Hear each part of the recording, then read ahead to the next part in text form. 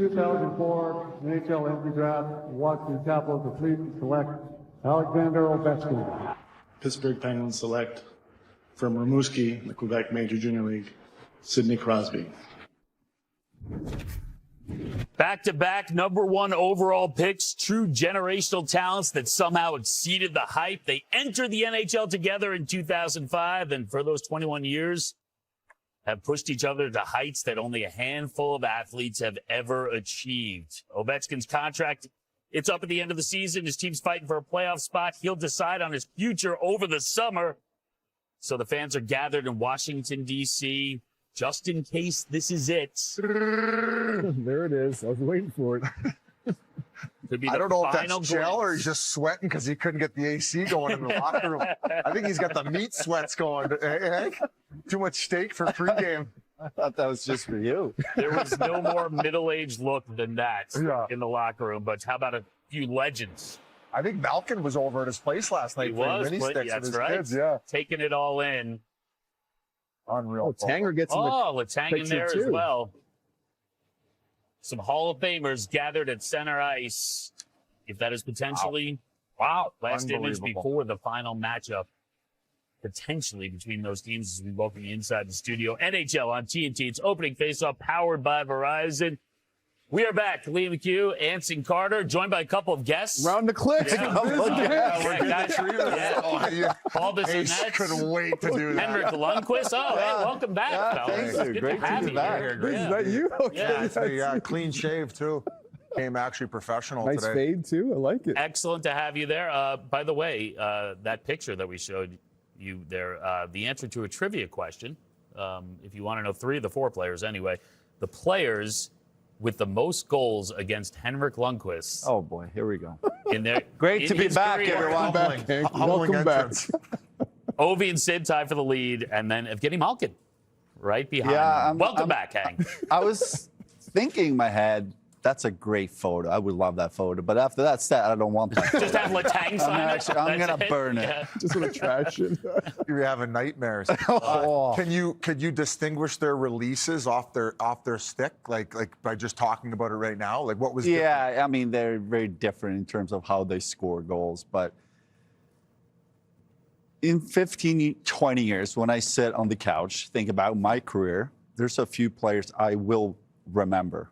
Those 3 there, 100%, but especially Sid and Ovi. Like they were a huge part of my career. I played so many games against them, big games, playoff series, and it was just so challenging every time for different reasons. Ovi, obviously the best goal scorer of all time. Sid was his playmaking and his ability to just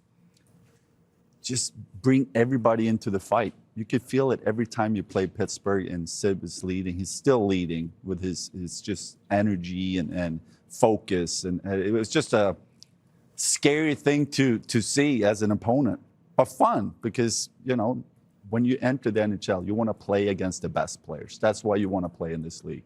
So every time you had that opportunity to play against Ovechkin or Sid, I think a lot of players feel the same about McDavid or McKinnon today. But that's the best part when you enter the league. You get those opportunities to measure yourself against the best. If this is it for Ovi, I mean, as a hockey fan, I'm going to miss watching him. Well, Hank, you're a pretty fiery guy. Was there any trash talk going on between you guys on the ice at all, or is it pretty silent? Mostly with Ovi. Oh, yeah. Oh, yeah? Really? Oh, for sure. He was skating around the net. Especially if he scored, and then he wouldn't stop talking, you know. Sid was a little more quiet, I would say.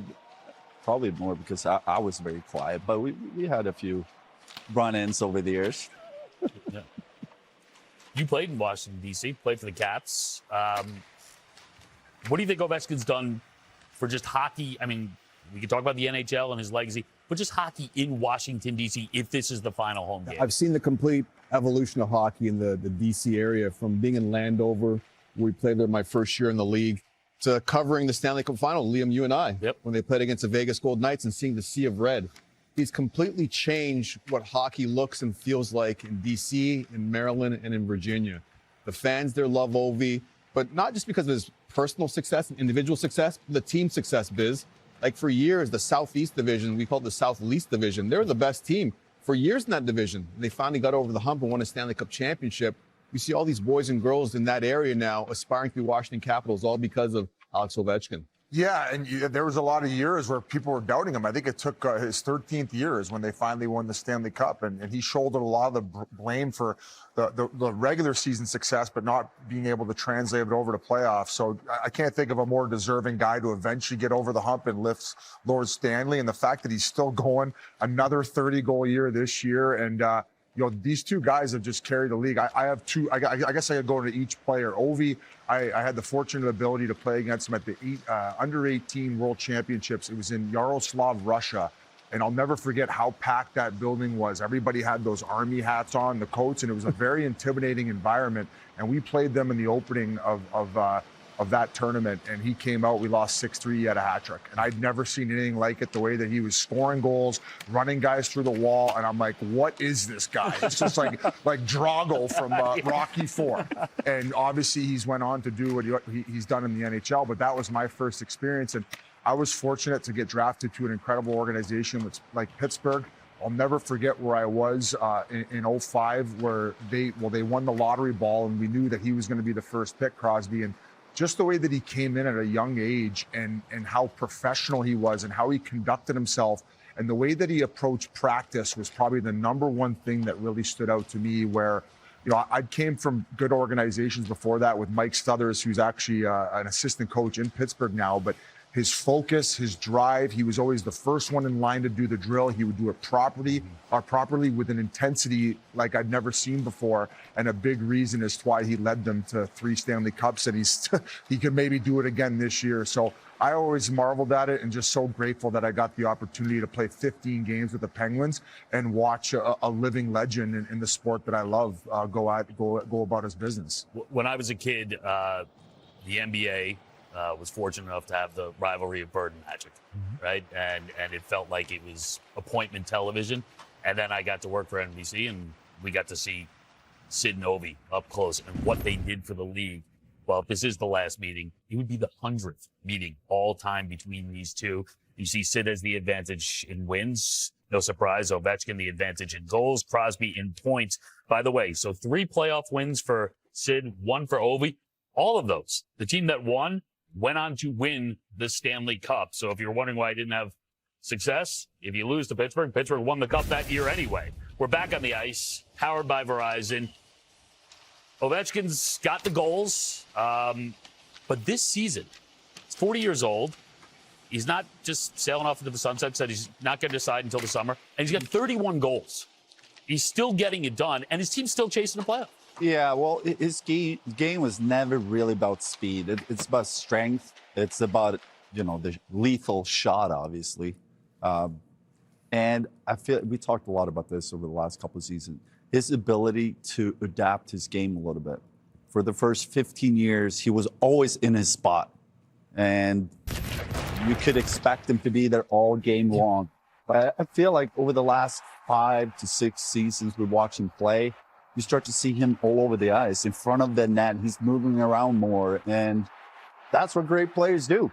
You adapt to what's given to you a little bit, and you keep it going. He's creative in his, in the way he's scoring goals. But it starts with his shot and his strength. It just sets him apart from most players. Yeah, I always think about, Hank, when you talk about his shot being a drill, and the area he's able to catch those shots, his shot radius. You give him a pass 10 feet behind him, 10 feet in front of him, 2 feet in front of him, 2 feet behind him. He get that shot off. He never missed the net.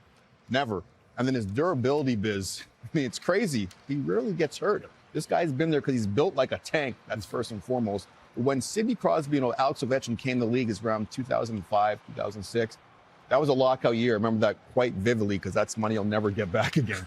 But the rules changed, and they came around at the right time. Yep. Rules changed, less hooking and grabbing and holding, really emphasize offensive play and offensive ability, and they both came in and they thrived in that new NHL.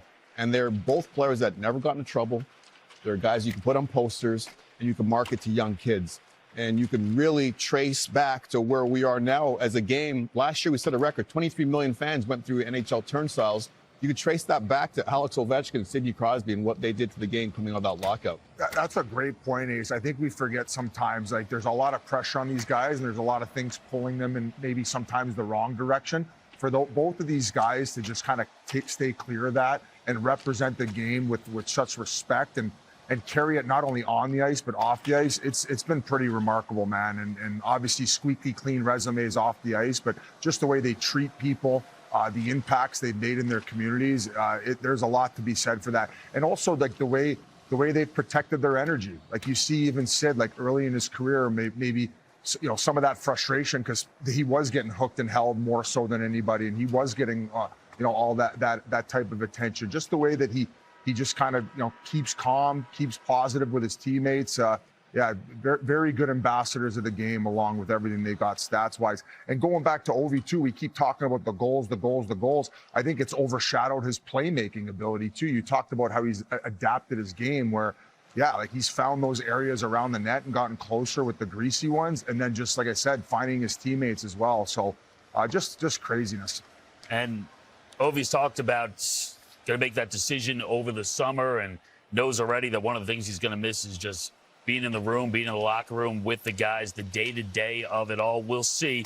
Decision yet to be made, but as the fans get set for what could be a game that goes down in hockey history. That looks like foam from Ovi's shoulder pads that he didn't need. Yeah, well, there's none of that's for sure. Let's just hope it's not Sid's jock. We saw Ovi in the locker room. When he walked into the building, he chatted with our Tarek El-Bashir. Alex, this is obviously a very big game for your hockey team in terms of playoff, whether you're going to get in or not. It could also be your last game here at Capital One Arena. What are your emotions right now? Focus on the game, win tough spot, must win, and I don't think about this my last game or have more games, whatever. Just focus on game. So you got a really moving standing ovation in Pittsburgh yesterday.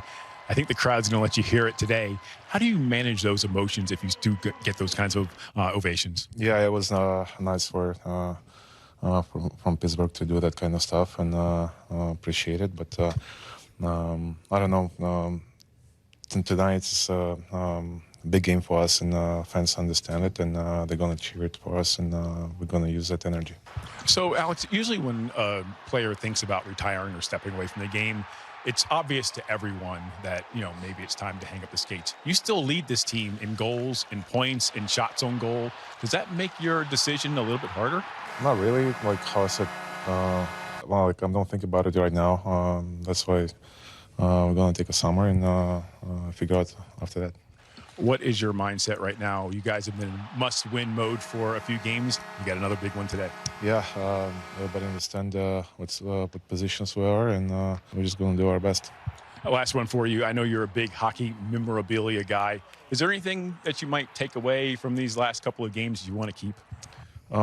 We'll see. How I said, I don't think about all the stuff. I'm thinking about the game, and I think about how to help team to win. Alex, thank you, and good luck today. Thank you. Right now, thinking about trying to get his team in the playoffs. These two, the playoff matchups. Remember dueling hat tricks? That was a missile. Both Crosby and Ovechkin hat tricks in Game 2. It went to Game 7. Crosby and the Pens win. They go on to capture for Sidney his first Stanley Cup. And then in OT, Game 6, the assist, Alexander Ovechkin, to end that series. And then the bird. Handshakes there, and Alexander Ovechkin would then go on to capture the Stanley Cup. But pretty business-like right now, considering everything that's happening around him. Yeah, and that's impressive as well. Obviously, a lot of emotions from him probably, but he wants to be focused on the game, and it's even that interview. He gets 4 questions about the future, and he tried to stay with the game. Yeah. I mean, that was challenging. But yeah, I can't believe this is it. But one thing before we go to break, the one thing I love about Ovi, he scored the most goal in this league, and he's still super excited every time he scores a goal. I just love players showing that type of emotion, even after that many games, that many goals. Sometimes I see players score, and they're like, nothing, not even a smile. I'm like, come on, you can score a goal in the NHL, show some emotions. I love that. Ovi always showed emotions when he scored a goal, even when he's the best goal scorer of all time. He always shows emotion for his goal. And if he's on the ice and one of his teammates scores a goal, it feels like he scored a goal. Yeah, look out. He's going to celebrate that as well. This might be the last time Crosby versus Ovechkin, might be Ovi's last game on home ice. We will see. It's a huge one for the Caps. They're chasing the playoff spot. We'll talk about that right after this.